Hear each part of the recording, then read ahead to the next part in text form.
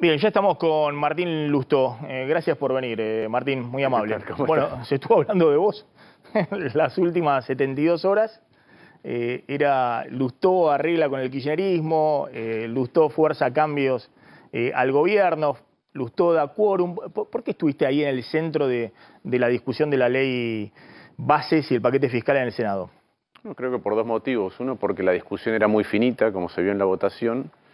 Y después porque cuando empezamos a debatir en comisiones, yo tengo un equipo con el que fuimos peinando las dos leyes muy en profundidad y mostramos un montón de problemas que tenía la ley. Después había otra vez números finitos para el quórum y la verdad que yo creo que hay que debatir las cosas. Y además no dar quórum, en realidad vos mostrabas antes las negociaciones, ¿no? Por cargos, por cosas. No dar quórum es posponer una semana para que alguien negocie alguna cosa más. Es posponer un debate. Y el debate sobre las leyes lo tenemos que dar. Es decir, si vos no dabas quórum, si vos no te presentabas, se caía la ley. No, no se cae la ley. Se demora el tratamiento una semana. Siguen negociando el toma y daca. Claro. ¿Qué necesitas? Sí, lo mismo que estuvimos viendo, estirado una semana más. Hubo mucha negociación al viejo estilo, ¿no? De la casta, digamos, en terminología de Milei, a pedido de los gobernadores y en algunos casos a pedido personal de algunos senadores. A ver, ¿qué es lo que se vio y lo que fue trascendiendo? Yo creo que hay dos tipos de negociaciones. Hay una negociación por cambios en la ley. Yo creo que ahí, por ejemplo, el Bloque Radical hizo un buen trabajo y creo que el presidente del Bloque, Eduardo Vichy, hizo un buen trabajo. Por mejorar la ley. Por mejorar la ley. Yo tengo discrepancias porque soy economista, entonces no solamente miro las leyes acotadas, sino en el impacto que tienen en el contexto en el que las cosas están pasando. Y después, evidentemente, hubo otras negociaciones de cargos, prebendas. Bueno, eso sí me parece muy casta, muy casta. Es decir, premiar a aquel que va y saca algo personal para votar en contra de lo que dame tiene. el manejo de 20 UDAI, bueno, que son los organismos de ANSES en territorio en todo el país. Eso es lo más casta y me parece que eso o cargos en Yacyretá o en Salto Grande o una embajada. El gobierno habla de la casta, pero esa es la casta que avaló en la negociación. Esa es la verdad. Bueno, ¿y qué ves en esta ley, no? En un ratito va a venir una senadora de Unión por la Patria que votó en contra de la ley, pero votó a favor del RIGI, que era la gran discusión, el régimen de incentivo a las grandes inversiones. A ver, veamos ahí hay un punteo y empecemos por el RIGI, ¿no? Que había un sector de la política que decía esto es entregar al país por los próximos 30 años con beneficios exorbitantes para las grandes empresas multinacionales.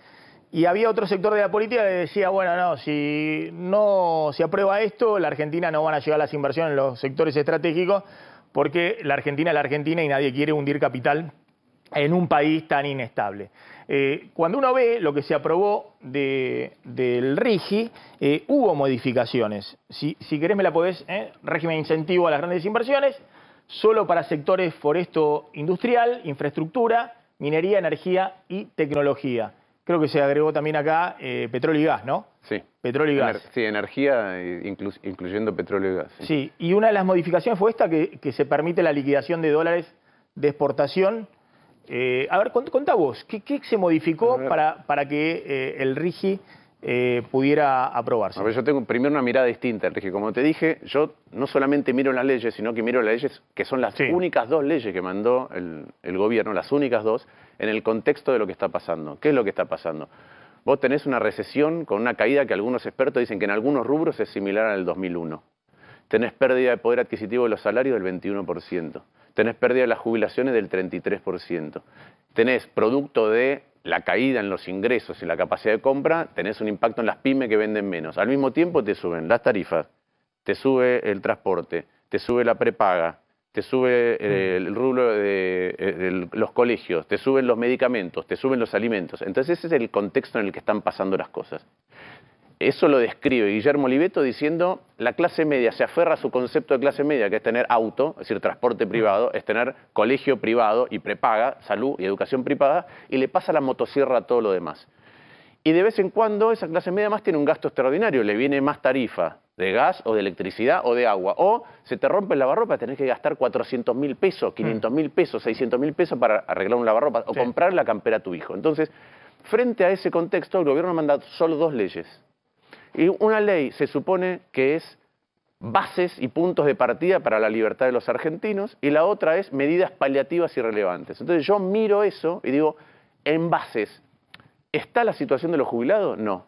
¿Está la educación, es decir, el pasado y el futuro? No. ¿Están las obras públicas paradas? No. Y después miro adentro, libertad para quien hay. Y el tema principal, si querés, de a quién le das libertad, es el régimen de incentivo a las grandes inversiones. Que es un régimen que cuando vos lo comparás con cualquier régimen del mundo, es extraordinariamente beneficioso comparado con cualquier hijo de vecino que tiene una empresa. ¿Sí? No hay ningún país del mundo que haga esto que se hizo ayer. Obviamente, ¿las empresas lo quieren? Claro que lo quieren. ¿Por qué lo quieren? Todas las empresas lo van a querer. Es solamente para los que invierten más de 200 millones. Te baja ganancias. 10 de 35 al 25. Te baja dividendos, ¿sí? Eventualmente a 0. ¿Sí? De pago de cuando le pagás por dividendos. Sí. Te baja débitos y créditos, lo usás a cuenta de ganancias. El IVA que acumulás lo podés usar para pagar cualquier impuesto. Podés importar absolutamente cualquier cosa, arancel cero, sin control previo de nada. Podés exportar sin retenciones. Podés exportar y dejar la plata fuera entera a partir del 4º año. Y como son proyectos grandes, ¿cuánto pueden tardar en exportar entre que vos montás un proyecto de 200 millones y por ahí tardaste 3, 4 años? Entonces, lo que veo es que es un régimen que lo que da es beneficios extraordinarios. Entre ellos da este beneficio que es que, suponete que en un contexto, en algún lugar, no sé, una minera litífera, necesita agua, ¿sí? Y que el agua se transforma en ese lugar por el cambio climático, por la naturaleza, por lo que sea, en un recurso escaso. Tiene prioridad la empresa por sobre la gente. Entonces vos me decís, ¿va a haber inversiones con esto? Primero, la ventana es tan chica que van a ver las inversiones que ya estaban planificadas. Vos para hacer una inversión de 200 millones de dólares, planificarla, hacer los permisos ambientales, juntar la plata, ir a ver inversores, desarrollar el proyecto, tardás un tiempo largo. Hay una ventana de 2 años para presentarlo. En mi opinión van a entrar muchas que hubieran hecho la inversión de todas maneras. Entonces vos estás regalando plata. Le estás dando todos estos beneficios que no tiene nadie más en Argentina, a empresas que por ahí ya hacían. ¿Qué hacen los países? Eligen los sectores donde dicen esto es estratégico, esto es importante. Y después... Ahora, disculpame una cosita, porque por ahí me parece que es relevante el punto. Vos decías, no hay países en el mundo que lo hacen. Y la verdad que muchos países han hecho planificación de sectores estratégicos. Exacto. Y hacen lo que se llama pick up the winners, es decir, eligen a ganador y le dan beneficios. Por ejemplo, el sudeste asiático. Esa es una filosofía muy intervencionista de la economía. Bueno, es una enorme paradoja. Va en contra de lo que dice Milei, digamos. Yo no voy a hacer nada, pero bueno, el RIGI en la Argentina, muchos dicen, ¿y qué querés? En la Argentina también el kirchnerismo hizo el acuerdo YPF-Chevron porque tenés que hacer trajes a medida, porque la inestabilidad es tan grande que nadie va a hundir capital 10, 20 años en la Argentina si no le das algún beneficio excepcional. Pero eso está bien, ¿sí? Si vos elegís un sector, por ejemplo el GNL o el hidrógeno verde o la minería, desde el litio, el cobre, el oro, ¿sí? Es decir, mira, esto es fundamental porque son inversiones de gran escala. ¿Qué es gran escala? Vas de 400 millones a 30.000 millones. En sectores donde Argentina tiene una capacidad previa, ociosa, que no estamos pudiendo explotar. Y vos te focalizás en eso, está bien diseñar. ¿Qué pasó acá? Que cuando vos diseñás algo tan amplio, viene este sector y te dice, yo necesito esto, yo necesito esto, yo necesito esto, yo necesito esto, y al final metes todo en la ley. Entonces, por ejemplo, las inversiones que iban a haber en Vaca Muerta, muchas de ellas iban a ocurrir igual. Ahora ocurren con una ventaja, es decir, con un gasto que vamos a pagar. Plus de exenciones impositivas. Durante 30 años. Entonces vos abriste para cualquier sector, ahora lo acotaron un poco, pero casi para cualquier sector, que eran las discusiones que teníamos, que las empresas que inviertan pueden importar cualquier cosa. Las pymes, o las que podrían ser parte de una cadena de inversiones que desarrolle de proveedores local, de las grandes empresas, esos tienen una competencia desleal. Entonces, obviamente, las empresas grandes que iban a invertir están muy contentas. La pregunta es si los argentinos no estamos pagando un costo exagerado durante 30 años, un costo de más cuando hay restricciones fiscales, y cuando vos no le resolvés el problema, insisto, tenés una brutal recesión con las pymes. Recién venía caminando.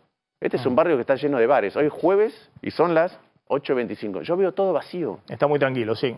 Bueno, eso es lo que está pasando. A ver, vamos punteando. ¿El RIGI en particular hubo algún acuerdo de modificación? Porque, según tengo entendido, se votó en particular muchos artículos. En artículos fueron rechazados propuestas del gobierno, pero si el gobierno con mayoría simple insiste en la Cámara de Diputados, esas cosas van a pasar.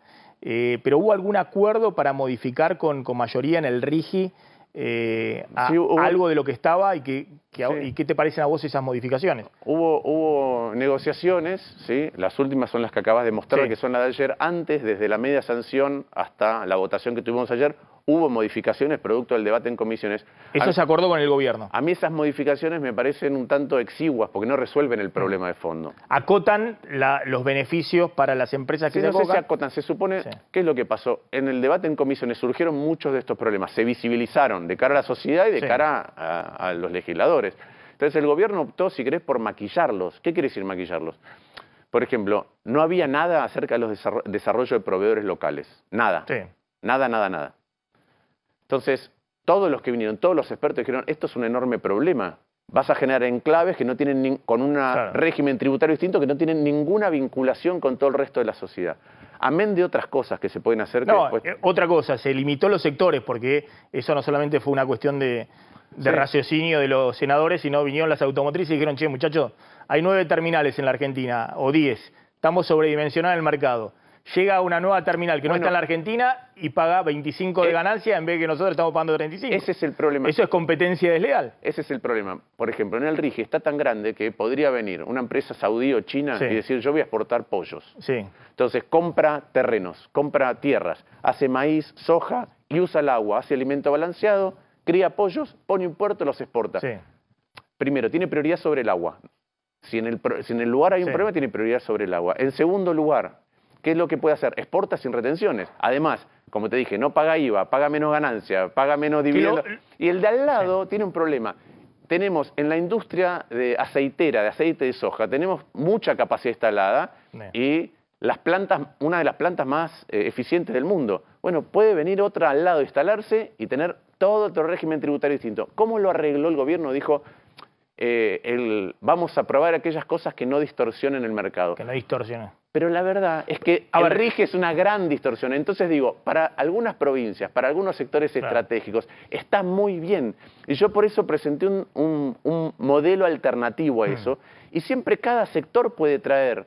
Y si es estratégico para la Argentina. Mira, vino un experto chileno y dijo, vos lo que haces es tratar diferencialmente, es decir, discriminar a favor de un sector. Como discriminás a favor de un sector con un costo muy alto, tenés que saber qué es lo que deja el sector para la Argentina. Eso no está. Eso de discriminar a favor de un sector o a empresas de un sector es bien intervencionista. Es toda una literatura de los años 80 en el sudeste asiático y demás que iban contra la idea del libre mercado. Del comercio exterior, ¿no? Pero bueno, eso lo hace el presidente libertario, pero uno tiene la impresión de que lo hace o una de dos. Por intereses que están atrás las empresas o por la necesidad desesperante que tiene la Argentina de dólares e inversiones. Bueno, por otro lado, vos fíjate, no es que eligió sectores, ahora se acotó, pero lo que eligió fue las grandes empresas. Y la verdad que cuando vos te sentabas con los funcionarios, y yo decía por qué yo estaba en contra y por qué le dabas triple garantía para acceder a dólares a esas empresas que van a invertir y no a las anteriores, por qué el que invierte 200 millones se lleva todo, pero el que invirtió 190 no, ¿sí? Cuando vos les preguntás eso y le decís, ¿por qué le das triple garantía de todas estas cosas adentro? Y tres institutos exteriores para poder litigar contra la Argentina para que elijan. No, porque defraudamos muchas veces a los inversores extranjeros. Y en la Argentina, que a los médicos no lo defraudamos, a los jubilados no lo defraudamos, a los docentes no lo defraudamos, a los alumnos no lo defraudamos. Está bien el punto. También quiero decir que hay un hilo conductor en algunos sectores estratégicos. El caso emblemático es Vaca Muerta, porque los expertos, hoy hablaba con Nicolás Arceo, que es un experto en el tema energético, tal vez uno de los que más sabe hoy en la cuestión de desarrollo de Vaca Muerta y el tema energético, y que claro, decía, esto puede ser usado directo en el acuerdo YPF-Petronas, ¿no? La empresa malaya, para el desarrollo del GNL, es decir, que la Argentina pueda meter una planta que al gas que viene de Vaca Muerta lo vuelve líquido, lo pone en un barco y exporta a todo el mundo. Pero vos sabías que había... Pero por ahí te lo... Pero eso lo desarrolló inicialmente el gobierno anterior, el de Alberto Fernández. No es que lo desarrolló, había una media sanción que tuvo solo 7 votos en contra, entre ellos el de Milei, ¿sí? Para un acuerdo, para un marco... Una ley especial. Una ley especial para GNL, que son 30.000 millones de dólares de inversión, que Milei la votó en contra y es mucho menos, pero mucho menos generosa que el RIGI. O sea que YPF Petronas se llevan de chapa algo más ventajoso. Le va a costar que igualmente más, ya tenían una ley especial, habían pedido una ley especial. Le va a costar más a la Argentina algo que ya iban a hacer exactamente con algo otra ley. Que se hacía especialmente también para este acuerdo. Y los países tienen una dinámica totalmente distinta. Lo que eligen es sectores estratégicos y ventanas más grandes para que vayan entrando proyectos que tardan en desarrollarse. Si yo te digo que tenés que traerme un proyecto ya de 2.000 millones de dólares en los próximos 2 años, probablemente ya está hecho. Y entonces estás mejorando las condiciones, por ejemplo en minería, para que vayan a buscar socios extranjeros. Entonces yo presenté otro modelo. Y hubo otras leyes y decretos antes que incentivaban ese tipo de cosas. Pero además, vos fíjate que es un enorme... Vos sabés lo que es el costo tributario. Son rebajas de impuestos que nos cuestan a todos. Lo que se llama gastos tributarios en el presupuesto. ¿Cuánto le va a costar a la Argentina esto? En general, cuando vos haces eso, ponés un cupo. Vamos a gastar 2.000 millones de dólares de impuestos, de regalo o de beneficio a estas empresas para que inviertan. Y entonces vos seleccionás. Acá está abierto, no sabemos cuánto va a costar ni por cuánto tiempo. Bueno, dentro de 20 años se discutirá los gastos tributarios, como se discute hoy los de Tierra del Fuego, o lo de la ley de software. Quiero avanzar un poquito para no quedarme en eso, es apasionante el tema. Es apasionante sobre todo para los que creen que hay que meter, en algunos casos, mano en el mercado, ¿no? Si fuera por mi ley no tendría que existir nada de esto. Porque, sí, es una enorme paradoja. Es una enorme paradoja respecto a lo que plantea el presidente. Digamos, no tendría que haber regímenes especiales como el que se está creando con el RIGI. ¿Qué es lo que pasa? Sí. Cuando vos te juntás con los funcionarios que venían a defender, hasta hace poco estaban trabajando en los estudios jurídicos que atienden a las empresas, como tributaristas. Pues sí, que el traje a medida lo hacen los mismos que están hay un problema, el Estado no funciona y no le llega a la clase media y no tenés buena educación, ni buena salud, ni buena infraestructura, ni buena justicia, ni buena seguridad porque está cooptado. Está cooptado por la política, está cooptado por intereses empresarios, está cooptado por los gremios, está cooptado. Todo el mundo puede accionar sobre el Estado y llevarse una parte que le beneficie. Eso hace que el Estado sea menos eficiente. Capturado. Y contra eso tenemos que plantarnos. Por eso que uno no tiene que aceptar presiones en esto. Déjame avanzar. Tema privatizaciones. Según tengo entendido, se excluye del listado original que había enviado el Ejecutivo a Aerolíneas Argentinas, Radio y Televisión Argentina y el Correo Argentino, ¿no? Principalmente esas 3 empresas. Eso hay un acuerdo, esto se modificó. Eso se modificó. Ahora, eso vuelve a diputados. Claro. Pero, ¿y Diputados va a respetar este acuerdo? No, eso no lo sabemos, no lo sabemos. Porque si Diputados insiste con mayoría simple... Lo puede modificar y puede volver a como era antes. Yo por eso presenté otra vez, tengo una mirada distinta. ¿Es un pacto que hicieron con quién? ¿Con Guillermo Franco? ¿Un pacto de caballeros? ¿Cómo es? Fue parte de las negociaciones que distintos bloques se encararon. Yo lo veo distinto, yo tenía un proyecto distinto para esto, porque la verdad que en Argentina, yo te digo, Aerolíneas, cuando se privatizó, ¿funcionó bien? Aerolíneas, cuando se privatizó, era una... Si vamos muy atrás, Terranio quiso hacer un acuerdo con Scandinavian Airlines para que el Estado argentino tuviera el 50%, Scandinavian el 40% o el 51% en la Argentina y los empleados el 9%. Eso el peronismo no lo aprobó. Y después vino y se lo vendieron primero a Iberia y Cielos del Sur, eso se lo vendió a una compañía estatal española, eso se lo vendió a Marsans y terminó con un gran escándalo de vaciamiento y condena para los directivos de Marsans. Y después la estatización. Después se reestatizó, pero Argentina lleva gastado en aerolíneas 7.000 millones de dólares, que es más de lo que estuvieron valuadas cuando se fusionaron Iberia y British Airways. Eso es lo que está costando. Entonces, yo lo que creo es en las cosas bien hechas, sea estatal o sea privatizada. Entonces, yo que proponía, ¿Argentina puede privatizar aerolíneas? Sí, pero que traigan un plan específico que contemple cómo es la visión del mercado aerocomercial. Porque Argentina es un país muy grande, muy poco densamente poblado. Y si vos solamente le das las rutas a los que son rentables, no sé, por ahí los que viven en Tierra del Fuego, que es una isla, no pueden venir. La veo a la senadora, los que viven en Jujuy no pueden venir. Entonces, necesitas algo más abarcativo. Se estatizó o se concesionó el correo argentino, terminó mal. Los países que concesionaron el correo y lo vendieron no funcionan. En el Reino Unido se hizo y no llegan las cartas a los lugares más alejados. Entonces yo tenía una mirada distinta sobre cómo se tenía que hacer. Preservar todas aquellas cosas que son fundamentales y tráeme un plan específico. Porque yo te digo la verdad, a un gobierno que le cuesta comprar papel especial para emitir pasaportes, que no llega a repartir los alimentos antes de que se venzan, no le quiero dar carta blanca porque no sé si va a privatizar bien. Y entonces, eso ya lo vimos muchas veces en el pasado que termina mal. Igual que las restatizaciones mal hechas terminan mal como la de Kicillof.